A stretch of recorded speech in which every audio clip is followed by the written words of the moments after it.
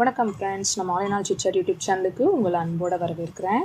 இந்த வீடியோவில் என் நண்பர் ஒருவர் மூலமாக நான் தெரிஞ்சுக்கிட்ட ஒரு கலாட்டாவான சம்பவம் பற்றி பார்க்கலாம்.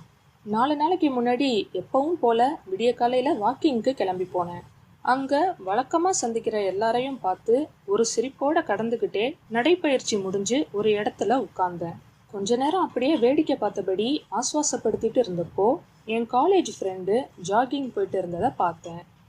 பக்கத்து தெருங்கிறதுனால அடிக்கடி பார்த்தாலும் ஒரு தலையசைப்போட அவங்க வழியில் போயிடுவோம். அன்னைக்கு என்ன நினச்சானோ தெரியல, ஹாய்னு சொல்லிட்டு என் பக்கத்தில் வந்து உட்கார்ந்தான்.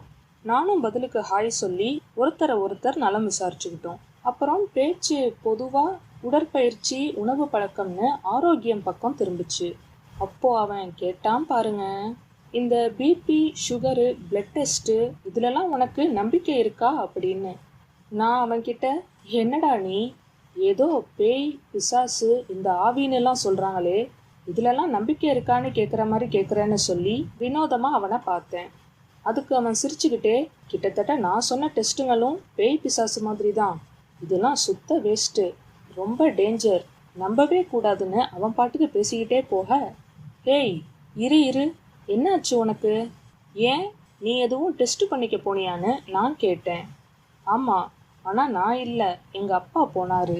உனக்கு தான் தெரியுமே, அப்பா கவர்மெண்ட் ஜாபில் இருக்காரு, அதனால் அடிக்கடி டிரான்ஸ்ஃபர்னு வெளியே ஹோட்டலுங்களில் சாப்பாடு சாப்பிட்டே பழகிட்டாரு. இப்போது கடைசியாக வீட்டுக்கு வந்திருந்தப்போ என்னால் முன்ன மாதிரி சேர்ந்தாப்பில் ரொம்ப நேரம் உட்காந்து வேலை பார்க்க முடியல, ஒரே சோர்வாக இருக்குது, கொஞ்சம் நேரம் தவறி சாப்பிடாம இருந்தால் கூட உடம்புலாம் நடுங்க ஆரம்பிச்சிடுதுன்னு அப்பா எங்ககிட்ட சொன்னார். நாங்கள் பதறி போயிட்டோம். சரி வாங்கப்பா, நம்ம ஹாஸ்பிட்டல் போய் உங்களுக்கு ஃபுல் பாடி ஹெல்த் செக்அப் பண்ணிடுவோன்னு சொன்னேன். அவ்வளோதான், மனுஷன் பொங்கி எழுந்துட்டாரு. அதெல்லாம் ஒன்றும் வேணாண்டா, காசுக்கு பிடிச்ச தண்டாண்டா அது. இந்த blood test, sugar, scan, x ray எல்லாம் பித்தலாட்டம்டா, நம்மளை நல்லா ஏமாத்துறாங்கன்னு அப்பா சொல்ல நான் புரியாமல் பார்த்தேன். பிறகு அவரே, நீ இப்போ சொன்னது எனக்கு தோணியிருக்காதா, நான் முன்னாடியே அந்த டெஸ்ட்டெலாம் எடுத்து பார்த்துட்டு தான் இப்படி பேசுகிறேன். எனக்கு இப்படிலாம் அறிகுறி வரவும் நமக்கு சுகர் தான் வந்துடுச்சோன்னு பயந்துக்கிட்டு டெஸ்ட் எடுக்க போன வாரம் ஒரு லேபுக்கு போனேன். முதல்ல வெறும் வயிற்றுல டெஸ்ட் எடுத்தாங்க, அப்புறம் காலை டிஃபன் சாப்பிட்டு வர சொல்லி எடுத்தாங்க. டெஸ்ட் ரிப்போர்ட்டை வாங்கிக்க சாயங்காலம் வர சொன்னாங்க. நானும் போய் ரிப்போர்ட்டை வாங்கி பார்த்தேன். சுகரு 120.5ன்னும் சாப்பிட்டதுக்கப்புறம் எடுத்ததில் 127ன்னும் இருந்துச்சு. அங்கே இருந்தவங்க, கொஞ்சம் பாயிண்ட் இருக்குதான் சார், ஆனால் ரொம்ப மோசம் இல்லைன்னு சொன்னாங்க. நான் அங்கேருந்து கிளம்பி சோர்வோட ஆஃபீஸ்க்கு போனேன். என்னை பார்த்த அலுவலக நண்பர்கள் சுகர் டெஸ்ட்டை பற்றி விசாரித்தாங்க. நான் ரிசல்ட்டை சொன்னதும், சரி டெஸ்ட்டுக்கு நாள் நைட்டு என்ன சாப்பிட்டேன்னு கேட்டாங்க.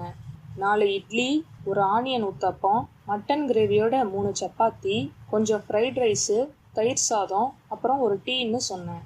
அப்போது அவங்கெல்லாம் என்ன ஒரு மாதிரி முறைச்சிக்கிட்டே, சரி காலையில் என்ன சாப்பிட்டுட்டு டெஸ்ட்டுக்கு போனேன்னு கேட்டாங்க. ஒரு நெய் தோசை, 2 வடை, ஒரு செட்டு இடியாப்பம், ஆட்டுக்கால் பாயா, அப்புறம் சாப்பிட்றதுக்கு முன்ன பின்னன்னு 2 டீ குடித்தேன்னு சொன்னேன். உடனே சுற்றி இருந்தவங்க எல்லாரும் என்னை பார்த்து, லிஸ்ட்டு போதுமா இல்லை இன்னும் இருக்கா, எதுவும் சொல்ல விட்டுட்டியான்னு நக்கலாக கேட்டாங்க. எனக்கு ஒன்றும் புரியலை.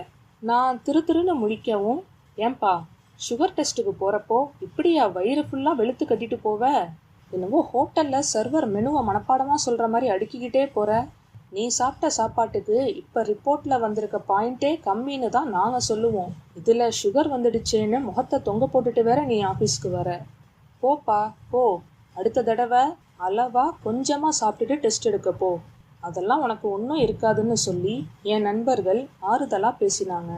எனக்கும் ஒருவேளை அப்படியும் இருக்குமோன்னு உள்ளுக்குள்ளே தோணவே ஒரு நாள் கேப் விட்டு அடுத்த நாள் மறுபடியும் சுகர் டெஸ்ட் எடுக்க அதே லேபுக்கு போனேன். டெஸ்ட்டுக்கு கொடுத்துட்டு அன்னைக்கு சாயந்தரம் ரிப்போர்ட்டு வாங்க ஆவலாக போனேன்.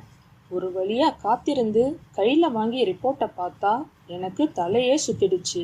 சாப்பிட்றதுக்கு முன்னாடி 202ன்னும் சாப்பிட்டதுக்கு பிறகு 210.5ன்னும் சுகர் அளவு இருந்துச்சு. ஒரு நிமிஷம் எனக்கு ஒன்றுமே புரியலை.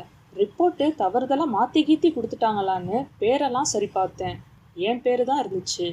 நைட்டு 2 இட்லி, ஒரு தோசை சாப்பிட்டதோட எழுந்துட்டேன். டீ கூட குடிக்கலை. காலையில் வெண்பொங்கல், ஒரு வடை, ஒரு டீ தான் சாப்பிட்டேன்.